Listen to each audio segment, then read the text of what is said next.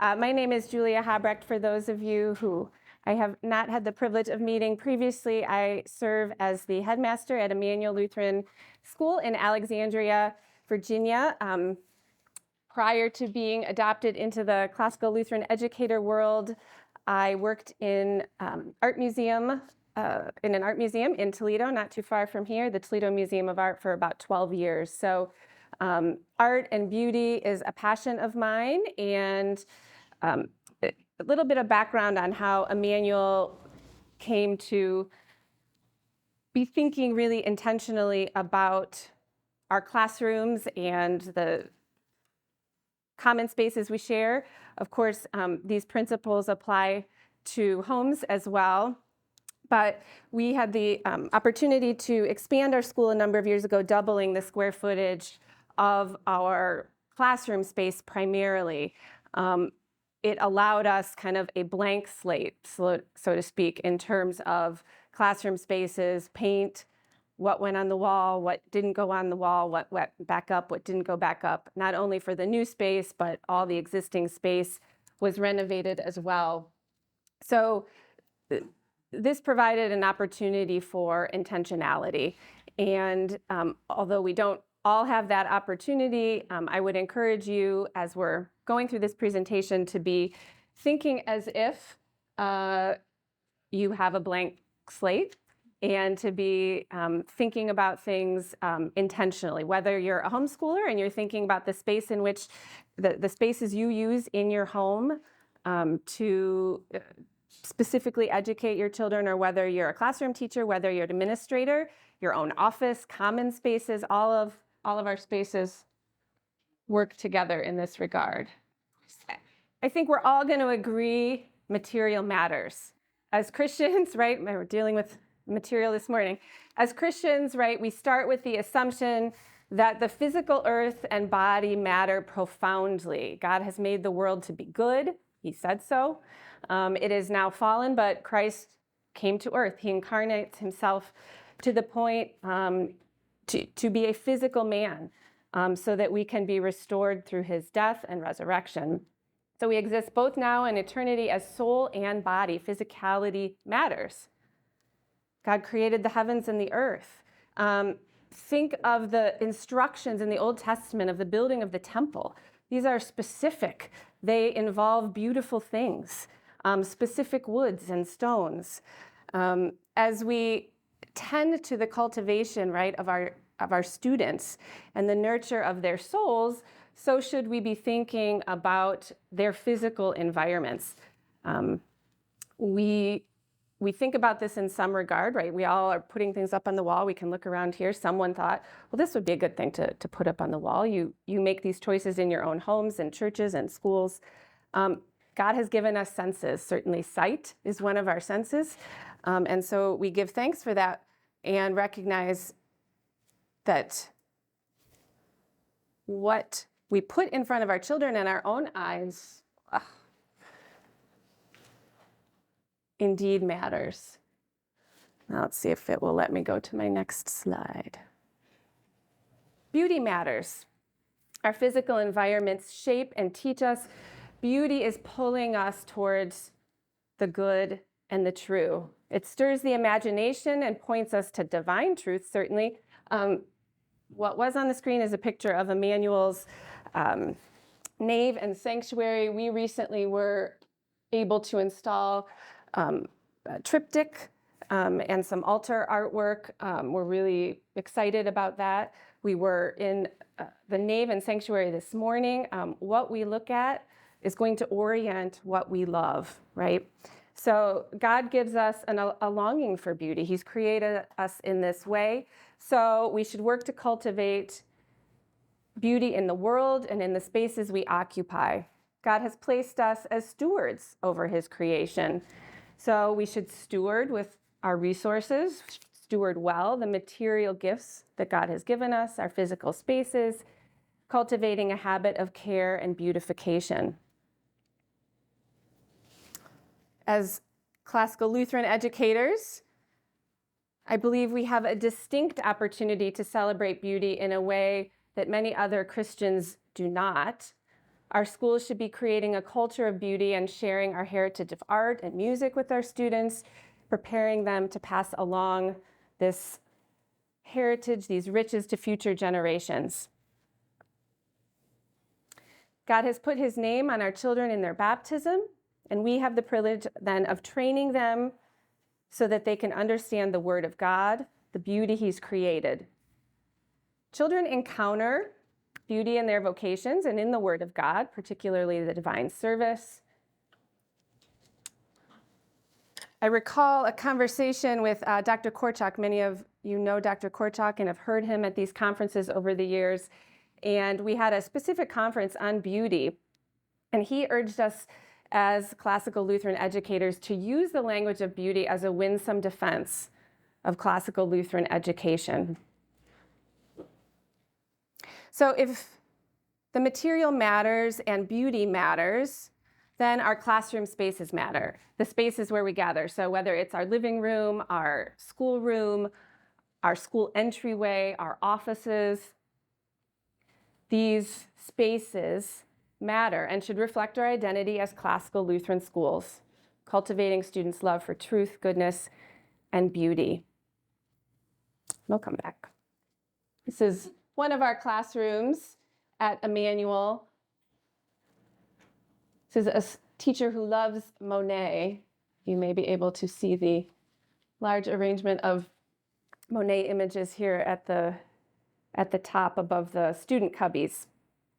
So our schools excel in focusing on content and curricula, but can sometimes fall short in crafting beautiful environments for learning to take place. Our classrooms should reflect our principles, classical and Lutheran. We should be training children to love and appreciate beautiful things and guiding their aesthetic sensibilities. Now, just as we consider our history curriculum, our literature curriculum, this is not just a matter of if it's older, it's better. If it's older, it's more beautiful, right? We should be thinking about what makes for beautiful spaces broadly. The purpose of classroom beautification is to create a comfortable environment that nurtures the minds, bodies, and souls of students. These are used spaces, right? There's often this moment before school starts, I'll go into our classrooms and, they're so gorgeous and beautiful, and they'll never look like this. Even the day the students bring supplies to school, right? All of a sudden, every bit of organization has started to deteriorate. So the point of our schools and our homes is that they are filled with children. Children can be messy, as can we. So these are used spaces, right? Our physical bodies use the spaces, which is also going to be important as we think about arranging spaces. So we need a comfortable environment, a warm environment that nurtures our children. The purpose of room arrangement and beautification and the things that we choose and select to put on the walls does not though become or take the place rather of our teacher, right? Our teacher is still the primary person to convey information to our students, but we want things in the classroom environment that will reinforce the truths we're teaching. So, two kind of guiding questions that Emmanuel thinks about. How do we display classical Lutheran pedagogical principles and ideas of beauty in our classroom and shared spaces? And then what are practical solutions? So I hope many of you are here to talk about practical solutions. It's really important. So beauty at Emmanuel Lutheran School. Here are some of our classroom climate principles. And all the images, with the exception of the creation image at the beginning, are images of things found on the walls at Emmanuel or classroom or shared spaces at Emmanuel. This is some student artwork.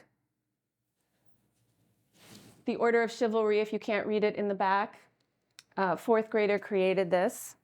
You can certainly see how a work of art, well executed, and its content pointing us towards virtue would be a good thing to choose to put on our walls. So some classroom climate principles.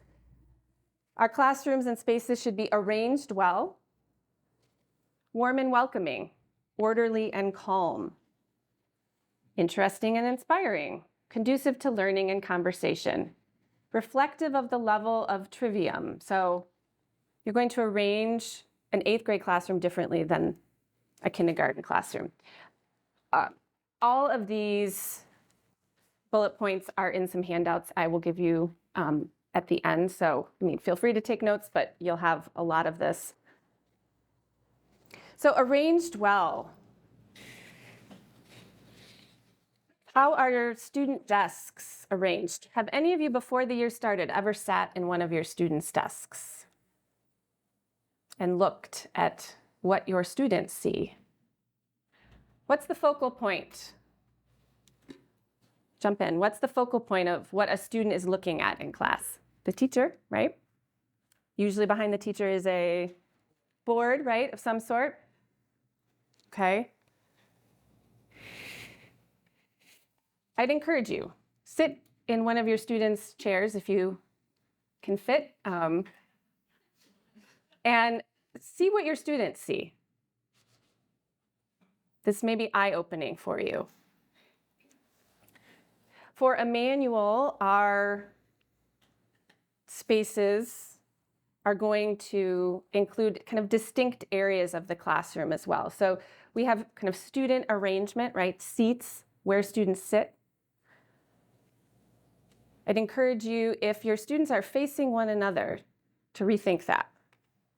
It's one thing in an 8th grade class, right, to be in a semicircle or have students during Socratic discussion facing one another. It would be very different, right, for 1st graders to be facing each other rather than the teacher.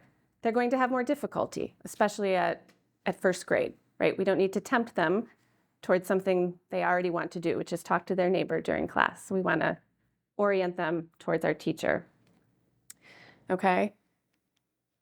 Orderly and calm, right? This has everything to do with our physical spaces as well as what's happening in terms of instruction. Interesting and inspiring. Clean classrooms. I know this maybe seems obvious, but with all the other work you are doing, things should be wiped down. Things should be cleaned up. Who can help you with these things? Who can develop excellent habits, right?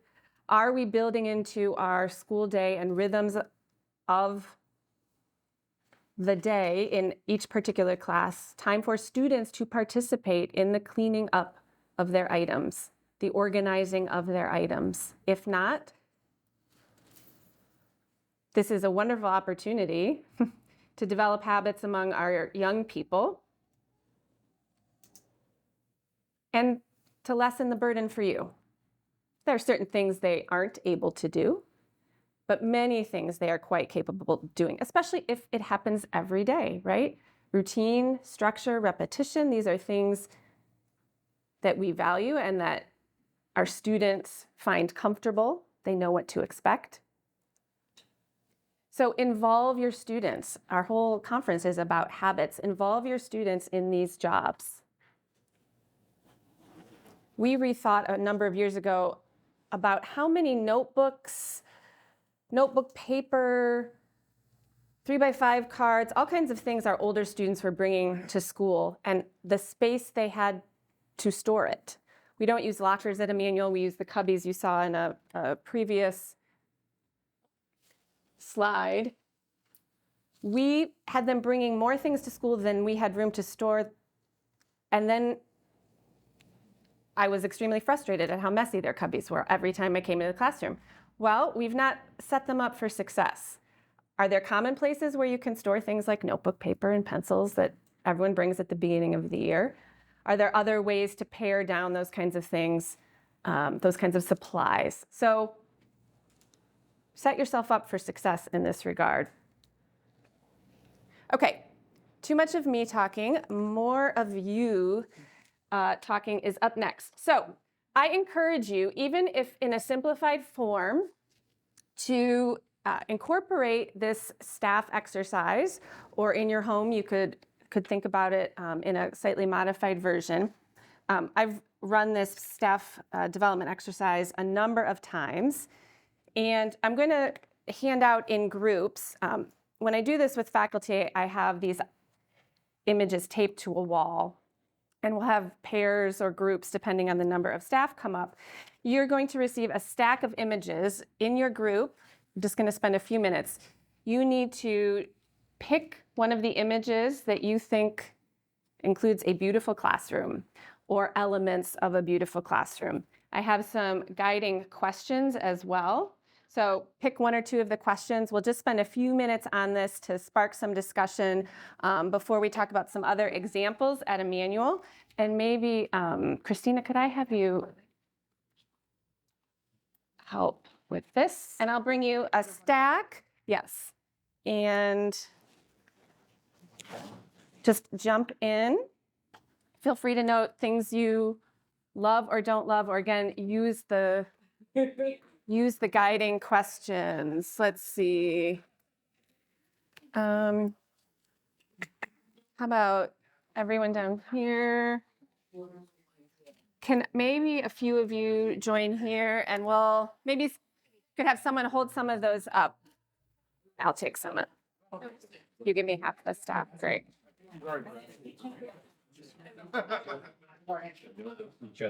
Give you maybe two of these to start, and then I can bring some more around. Bring maybe two or three of these to start. I know. Okay, that's okay. I couldn't tell what the first one did. Feel free to use a few of these guiding questions. Maybe we could we share one of these with this group? Okay. Thank you. Yeah. There's some guiding questions. There is no beauty. So it's easy to keep it nice when the students are in there, but as soon as they all pile in there, then you got a problem. Yeah. Well, this is tricky because it looks like you're only getting that corner where the Teachers did. The teacher, you're only. There's obviously There is like art here. and even I don't know, windows, being able to see the beauty of the view. We are very fortunate. We have amazing natural light at our school, which if you don't have, you can't recreate it. You can't. It also, in our case, is really wonderful because it means there's less compulsion to put things up because we have fewer walls where you can hang things. So you just, in this classroom, it's 2 walls of windows. So, you know, all of a sudden you've decreased by 50%, you know, your wall space. So for us, less is more. Yeah. Be a lot more intentional about what you do for the. Yeah, absolutely. Okay. I know that you could spend another 15 or so minutes talking and going through some of these questions. Would encourage you to run an exercise like this with your faculty. We'll talk a little bit more about how this works at Emmanuel. Beautiful and inspiring. I heard a number of comments about that, about actual images that you could see, art images in some case, right? So something doesn't have to be an art image to be beautiful, but that would be one element, one kind of object that you could include in your classroom. A number of you talked about, right, what has to happen in the classroom. This is absolutely true, right? Your lower school classrooms, your grammar school age students need a place for indoor recess. I mean, your older students do too, but our school has no gym or common place in the same building where we can go on a rainy day. So every one of our lower school classrooms, in fact, every one of our classrooms has a rug or a place where students, right, can gather away from their desks. These are little people. They shouldn't be at desks all day. They're in their physical bodies. Embodied learning involves the body and movement. So again, think about the age and stage of your students. Is there a place for recreation? Is everything in that space for recreation in working order, right? Even things like, are things broken? Are they in good repair? Can help add to the beauty of your classroom. So I want to talk a little bit more about a few of the things that we have done at Emmanuel. So we have, as part of our staff policy, classroom climate guidelines. Happy to share those with anyone who'd like those at the end of the presentation. It's a 3-page document, just further articulating kind of a narrative form what an Emmanuel classroom and space should look like. It has some of the kind of philosophical ideas we've discussed here and then some practical ideas. We also have a classroom beautification checklist. This is the back to school guide for our teachers. Back and front, wall spaces. What is the room's focal point? To what is the eye first drawn? Should the items put on your wall be teaching, for example, phonograms? Should you put posters of phonograms up on your wall? No, why not? Because you don't need that input all the time. Okay, so bombardment of image or input would be important, right? Overstimulating, right? If your eye cannot rest on something when you're sitting in that chair, right, in your classroom, what will that mean for your students who have a lot of inputs during the day, right? You want them looking at you and the board, and then now, right, every lower school classroom I've ever been in has the alphabet, right? Or the alphabet in cursive. I'm not saying that's bad, right? But if you also have 10 other things above that and 10 other things on either side, it might start to be too much. And are your students learning phonograms from a poster? No, right? You're the teacher. So be thinking about focal point, where your eye is going, and who does the teaching, and what is the point of what you're putting on the wall. Is it to teach? Is it to inspire? Is it to draw to some kind of truth, right? Images are wonderful. And they help inspire. They help just bring an aesthetic to the room. If this slide comes back up, there's a Lion, the Witch, and the Wardrobe poster. All our 4th graders read the entire Narnia series as 4th graders. So their room is a little Narnia. It's not overdone. It's not overdone. But there's a lamppost when you come in next to the rug, the Narnia poster. The books, of course, are around the room. So, their parts are subtle and the lamppost not so subtle. That's pretty obvious. But the poster, right, doesn't teach us something, but it's inspiring. It sets a mood, right? Is there a unifying theme to the room? I've been in schools, right? They teach medieval art in 2nd grade. It's all, it's all medieval themed. Think about this for your spaces. So on this checklist, stylistic elements. Is there a unity or unifying theme? We just touched on that. We use a lot of cloth at Emmanuel, tablecloths, fabrics. They soften a lot of school desks and things like that need to be sturdy, right? Organization. We use a lot of baskets and natural elements at Emmanuel. So in a given classroom, maybe we have 10 of these in bookshelves so that there's a unifying look, but it's practical. It can get pulled off the shelf. Supplies are in here. Our kids use colored pencils, right? But they're in a unified kind of looking wooden container here. And then they're lined across the windowsill. So they have to sit out. It's not practical to put them away and get them out every time. But this becomes a beautiful, imagine every color lined up, right? This becomes a more beautiful looking way of storage, right? Were you able to do that with COVID, or did they have to have all their own stuff in their desk? We did all the same things. No, we I wouldn't say we ignored those things, but we tried to have business as usual. Yep. We love to thrift on our staff. So containers, this is a planter, right, from a thrift store. Erasers go in this in a classroom, and the teacher has a number of these, blue and white, right? So there are really simple ways. you're getting a sense of my personality when I say I refuse to buy bulletin board paper.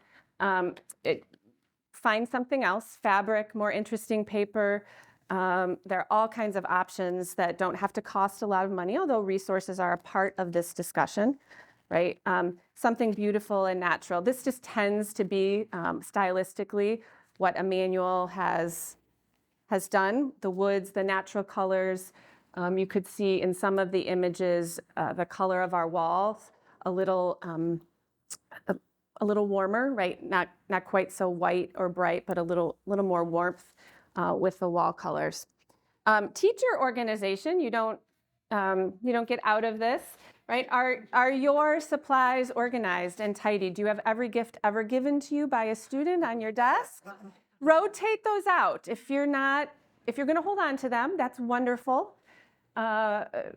Change those out, right? So that not everything is collecting dust.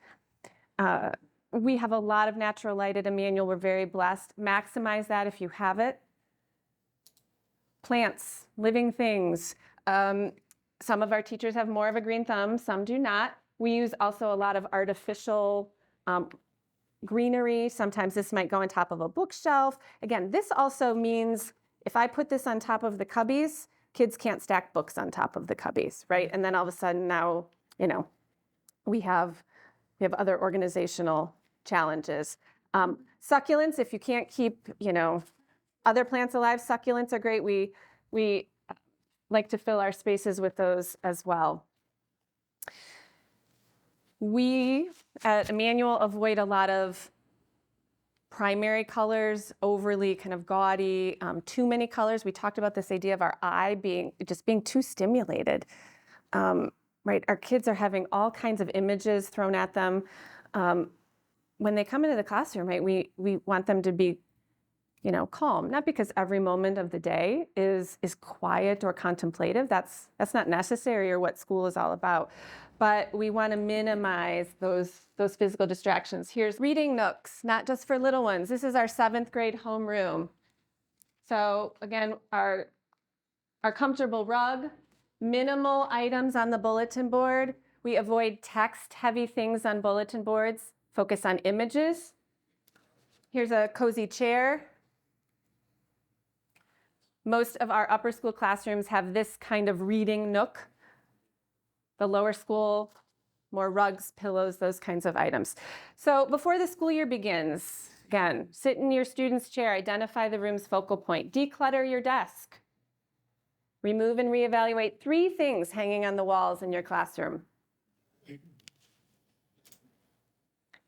Discard unused items. Replace a pile of unused books with a plant or some greenery. When we have run this session at Emmanuel, we will often, and administrators, you may want to think about pairing particular teachers with one another. We will have a session together, and then we'll pair off, or maybe in groups of 3, go to one another's classrooms and take a look. We've given beauty awards in the past to some of our teachers, noting strengths. We have a few teachers just really inclined towards room arrangement, beautiful, choices of items. Helped them lead these sessions, an opportunity to commend your staff as well as take a little bit of the burden off of your own teaching or instruction in this regard. And, to the extent that it makes sense for your school culture, systematize a checklist or these guidelines. We like to have unifying themes throughout the school as well. Every classroom at Emmanuel has the same crucifix, right? The rooms themselves, in many ways, look very different, but students will recognize, visitors, parents will recognize very similar elements.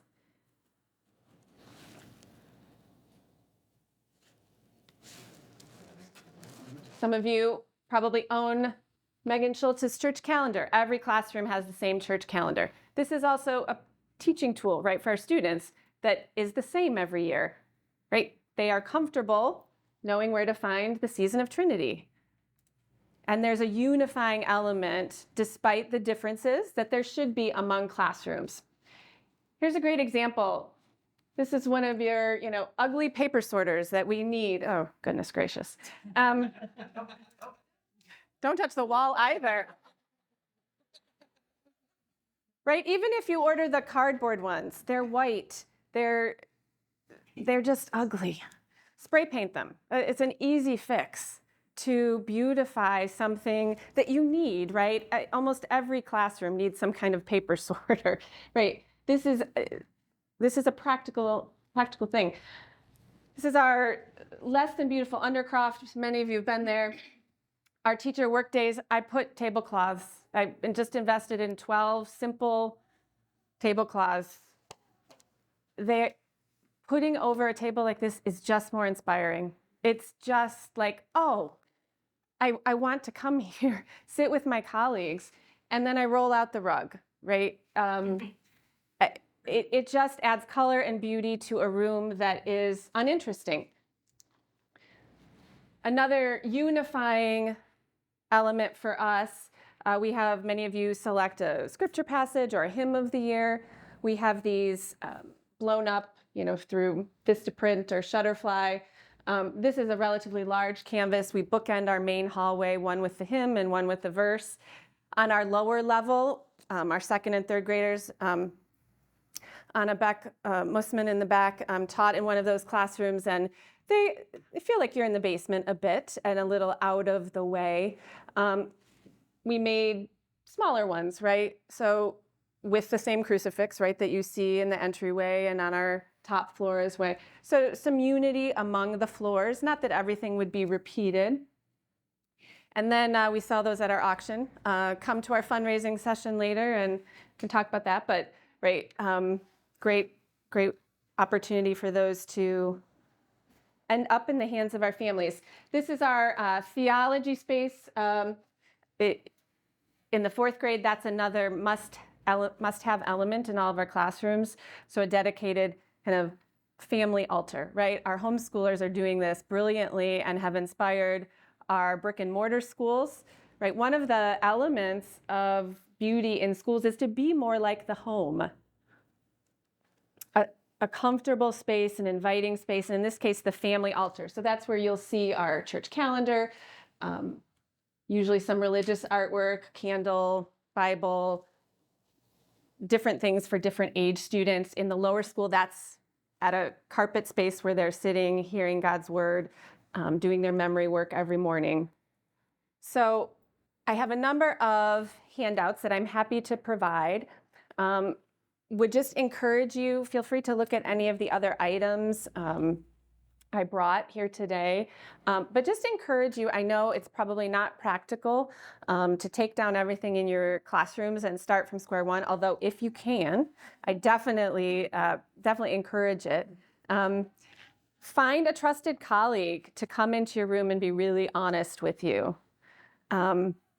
Think about being creative with the materials you already have. If you're an administrator, do you have resources? Can you repurpose resources? Can you begin to allocate resources for some of these materials? It makes an enormous difference as we are trying to create these beautiful spaces that point our children to love the things that we want them to love. And again, at the end of the day, right, this basket is not going to affirm our child's salvation, right? But it is about a practice, right, that says these things matter, and these things do matter. And the physical world matters. Beauty is a gift from God. And I hope that I provided some inspiration. I'm happy to take maybe one or two questions. Janet? You can talk to us about, you're having technical problems, but do you have screens that you any teaching from? We have projectors in each classroom. They're turned on pretty infrequently. I teach art in the upper school, and I will use that to blow up a work of art so that we can look at that. Absolutely, yeah. Any other questions? Please. Do you have any suggestions for kind of along the same lines? good storage electronics or like blackboards that just look bad? Yeah, so great question. Our students don't use personal devices, so we don't have the issue of plugging those kinds of items in. There are some solutions to those kinds of things, but right, there are practical things that right, this is just ugly. And, there are some materials that can go over cords. Involve your trustees if you have an active trustee, maybe those folks can help. I don't have great solutions though for that. Yeah, baskets. Sometimes when there's a lot of cord, we've used baskets, right? If to set a cord inside, if a lot of the length collects or something like that. Baskets or bins might be useful. Other questions? Are you inspired to sit in your child's desk? Yeah. Oh. Do you have a creative solution for getting rid of all the teacher mugs?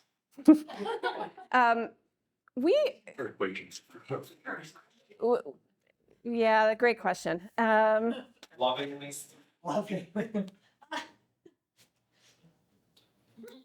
Some kind of white elephant exchange, right, where they end up with someone else. No, those tend to collect in our teachers' lounge and become fun to talk about. But yeah, I think the teacher gifts, right, that's hard. Right, yeah. Well, thank you for coming. If you'd like the checklist or the guidelines that Emmanuel has, feel free to stop up for a handout. Happy to share those. Thank you.